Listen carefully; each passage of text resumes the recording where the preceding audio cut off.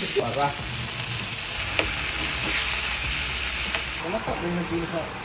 Tungod kay di na jud makaya ang presyo sa gasol karon mga kaagri, mao ni atong gigamit karon burner nga gamitan og rice hull.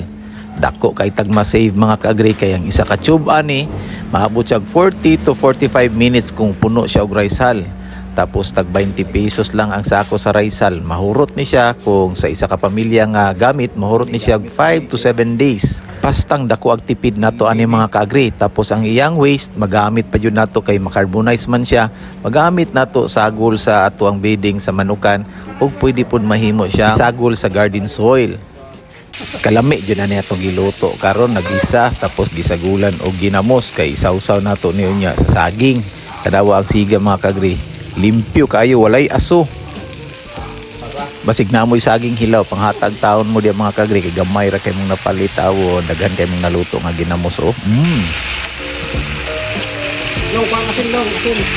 Human nagpabukal mig tubig daan mga kaagri, kaya mong isulod sa termos, kaya mong balunon niya, may nalang makakapita. Ano no?